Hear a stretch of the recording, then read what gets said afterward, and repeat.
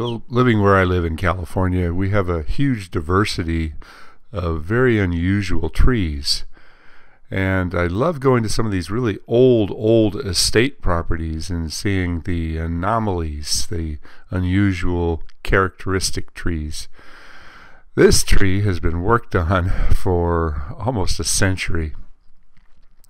The house was built in 1927, and this Pittosporum eugeneoides was planted next to the house, and the deck came in later, so this originally was a more of a shrub plant, and it's become quite a magnificent tree, but it's got a lot of old tree problems. So I went down and looked at the base of it and decided I needed to move some of the debris around the base of it and clean it up and rake back some of the dirt to see if there's any significant problems that are erupting at the base of the tree.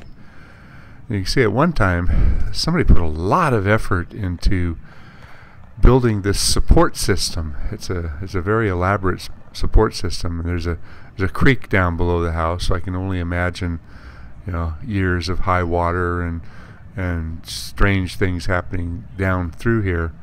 But the woman said her husband built this a long time ago. You can see they've even cut away the house for part of the tree. It's not an unusually tall tree, but it's a very unusually large example of a Pittosporum eugeneoides. You can see they've been cutting around the deck, and look at how embedded that is. That just blew my mind. I couldn't believe it. And sadly, the tree is full of decay, a lot of it from old wounds. And at the base of the tree, there was a big hole, and I dug it out. And there's also a serious crotch. Too many problems. Too many problems. And when I went up on the deck, I looked at it from up above, and you can see this is a relatively new deck. It's an Ipe deck that she put in 10 years ago that she built around the tree. She loves the tree, but I have to tell her that it's in its last stages of its life.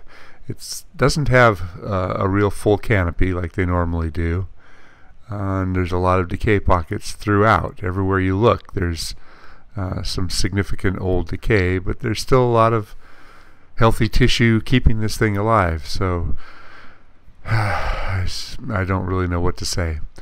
But to the real job that we were working at, in the front of the property was this enormous Atlas cedar.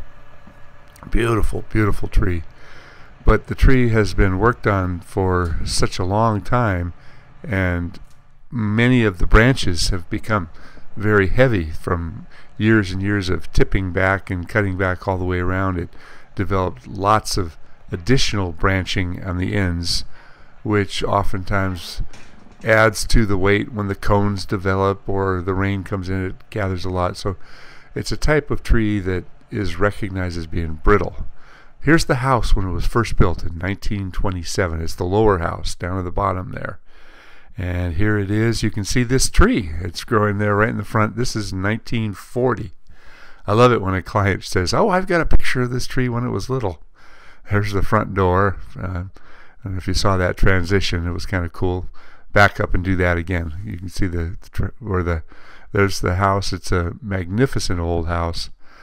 Well, I'm going to wrap this up, and this tool right here, I've got two of these. A friend of mine and I built these years and years ago, and I tell you, this thing is a real godsend. Well, thanks for watching, and please subscribe and leave a comment.